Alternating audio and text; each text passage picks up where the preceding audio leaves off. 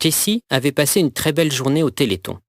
Elle avait rencontré des médecins, des chercheurs et des membres d'associations, mais aussi d'autres enfants malades comme elle.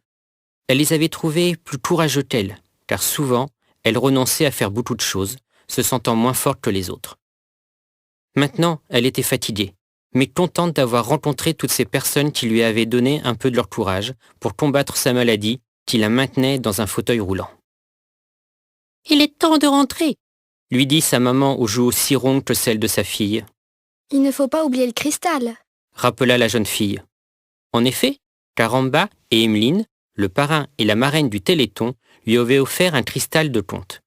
Ce petit objet permettait de vivre une aventure pendant ses rêves. Le seul danger était de se réveiller avant la fin de l'histoire. « Je l'ai, rassure-toi. » Une fois rentrée, et après un bon repas, Tessie alla se coucher. Avant qu'elle ne s'endorme, son papa lui raconta une belle histoire. Celle du petit loupio qui n'a pas peur des monstres, car tout ce qu'il veut, c'est manger son yaourt. Puis, il plaça le cristal sous l'oreiller de la petite fille, lui fit un bisou et sortit en éteignant la lumière. À peine endormie, Tessie se réveilla à la limite d'une petite clairière où trônait une statue représentant une louve et ses deux louveteaux. Tout autour se trouvaient de gros champignons qui étaient placés d'une drôle de manière. On aurait dit un village. Tessie voulut s'en approcher. Mais comment faire sans son fauteuil roulant? Et puis, elle réalisa qu'elle n'était pas dans son monde, mais dans un rêve. Et peut-être même ailleurs, comme dans Alice au pays des merveilles. Peut-être qu'ici... Elle inspira un grand coup, prit appui avec ses mains sur le sol herbeux et poussa fort, fort sur ses bras. Comme elle l'avait imaginé, ici, elle pouvait se tenir debout, et mieux, elle pouvait marcher. Elle fit un tour sur elle-même en rigolant, puis se rappela des drôles de maisons champignons. Il était temps d'aller y jeter un œil. Mais elle ne pouvait pas s'y rendre comme cela. Elle était toujours en pyjama, celui orné d'un limpin jaune tiré de l'un de ses dessins animés préférés. Elle pensa très fort que si elle était dans un monde fabuleux, ce serait plus sympa d'être habillée d'une magnifique robe, comme dans Cendrillon, autre conte qu'elle avait lu. Et, d'un seul coup, son pyjama se transforma en robe de princesse rose, mais toujours avec le fameux lapin jaune dessus. Tout cela était magique, mieux qu'un rêve. Elle était libre de sa maladie, fini les médicaments, fini les docteurs. Ravie, la petite fille se mit à danser dans la clairière. Soudain, quelqu'un cria derrière elle. « Attention, un autre village, tu vas l'écraser !» Elle se retourna pour voir un garçon un peu plus vieux qu'elle, mais à la peau bleue, et habillé comme au Moyen-Âge, avec un carquois rempli et un arc dans le dos.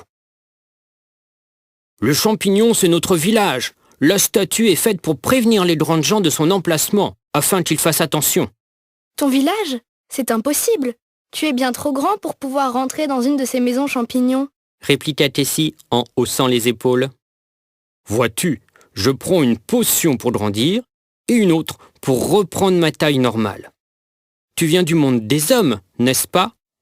Comment t'appelles-tu » lui demanda l'archer. « Je m'appelle Kessie, et oui, je viens bien du monde des hommes. Où sommes-nous? » ?»« Dans le royaume des deux comtés. Moi, je suis Matt des Bois. Veux-tu visiter mon village ?»« Je veux bien, » dit la petite fille avec curiosité. L'archer lui passa une de ses potions. Elle avait bien meilleur goût que les médicaments. Aussitôt qu'elle l'a bu, Tessie se mit à rétrécir jusqu'à devenir aussi petite que les maisons. Matt en fit autant. Rassurés qu'elle ait pris une taille moins dangereuse pour eux, les lutins sortirent de leur maison et reprirent leur travail. Visiblement, ils préparaient une grande fête. Tessie remarqua que tous s'activaient, même ceux qui étaient en fauteuil roulant. Elle vit en eux la même bonne humeur et le même courage que les enfants qu'elle avait croisés au Téléthon. « Pourquoi ne pouvez-vous pas marcher comme moi je le fais en votre monde ?» demanda-t-elle à l'un des lutins en fauteuil. « Toi, tu es une enfant d'homme et tu as donc ce grand pouvoir. Nous non. Mais peu importe, nous pouvons aider autant que les autres. Et ce soir, nous nous amuserons tout comme eux, » lui sourit le lutin. Tessie était surprise, mais heureuse de voir une telle joie, elle qui doutait toujours de pouvoir faire aussi bien que ses amis qui n'étaient pas malades. Elle fut interrompue dans ses pensées par une fille un peu plus vieille, qu'elle salua. Celle-ci n'avait pas la peau bleue. Elle portait un vieux châle brodé de multiples couleurs sur ses épaules et une couronne de fleurs sur la tête. « Bonjour, je suis Elisa, la reine des lutins. Comme toi, je viens du monde des hommes. » Tessie s'essaya une révérence maladroite. « Veux-tu participer au banquet de ce soir? Nous recevons le groupe des insectes en folie. Ce sont des insectes qui jouent de la musique, » expliqua la reine. « Oh oui, avec plaisir. Puis-je vous aider ?» Se surprit à demander Tessie, elle qui d'habitude avait peur d'être à la hauteur. « Oui, merci.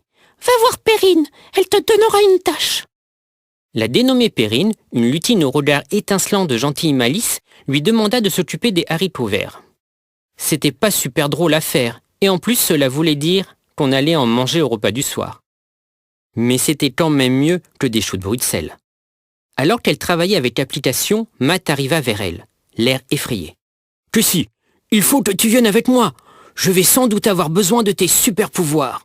Le groupe de musiciens s'est fait enlever par les trolls. » Cela faisait la deuxième fois qu'on lui parlait de ses pouvoirs. Mais lesquels ? « Mais je n'ai pas de super pouvoir, » répondit la jeune fille. « Juste une sale maladie. » « Bien sûr que si, » dit la reine qui s'était approchée en voyant la panique de Matt. « Tu as celui de ton imagination, celle que tu t'es construite en lisant, dessinant et écoutant des contes.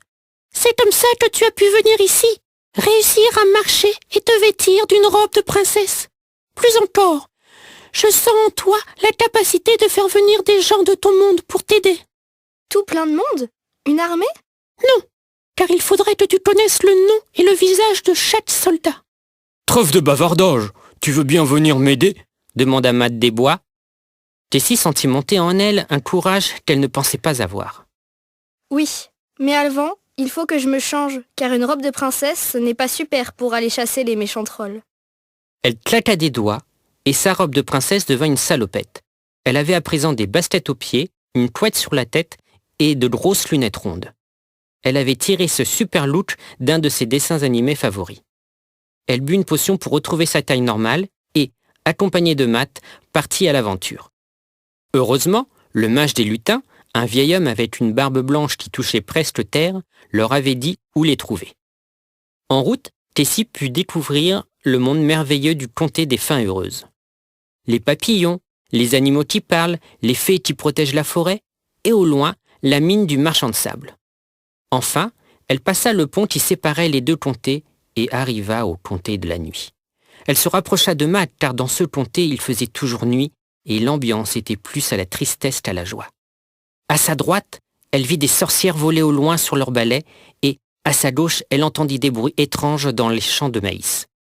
La petite fille décida de ne pas lâcher Matt d'une semelle et de ne pas quitter la route de briques jaunes qui semblait être le seul endroit sûr de ce comté terrifiant.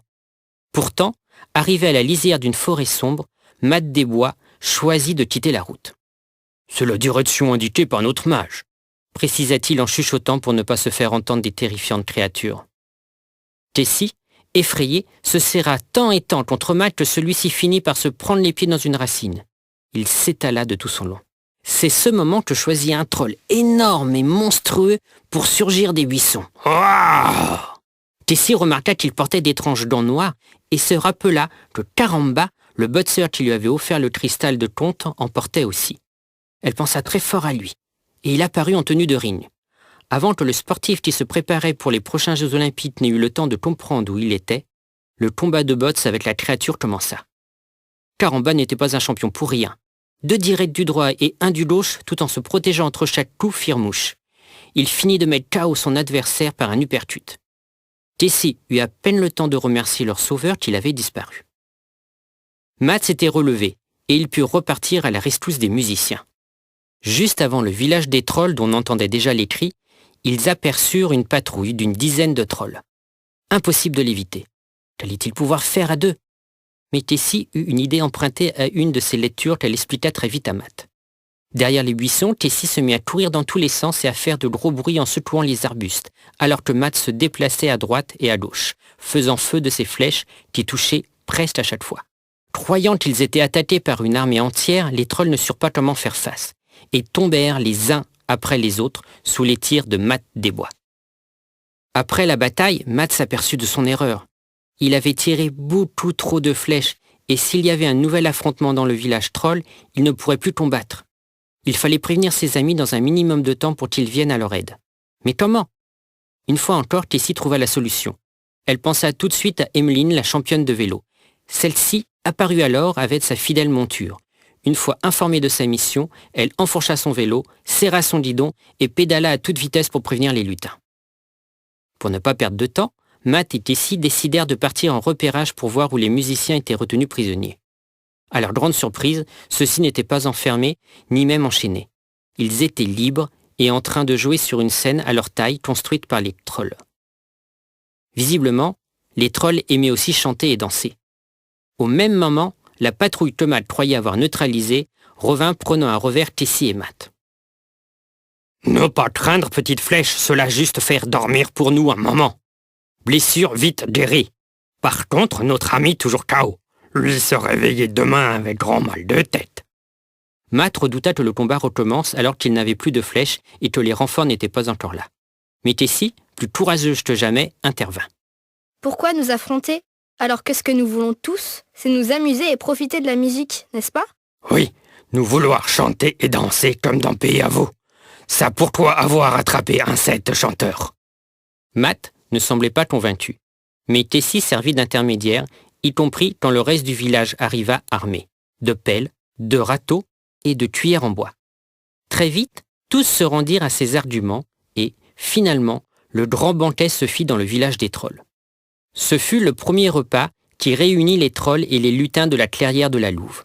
Comme quoi, grâce à une petite fille du monde des hommes, on peut s'amuser ensemble même si on est très différents. Épuisée par la fête, Tessie finit par s'endormir. Quand elle se réveilla, elle était à nouveau dans son lit, heureuse de sa première aventure, ayant compris que l'imagination et la gentillesse étaient les plus grands des pouvoirs que l'on puisse avoir, et que, désormais, en fauteuil roulant ou non, elle pourrait faire ce qu'elle voulait, elle n'avait plus peur. La nuit suivante, elle rêva qu'elle trouvait un nouveau cristal pour partir encore à l'aventure, même en fauteuil roulant s'il le fallait. Mais, au fond d'elle, elle savait bien qu'il n'y avait pas besoin d'un cristal, mais juste d'un peu d'imagination pour voyager jusqu'au royaume des deux continents.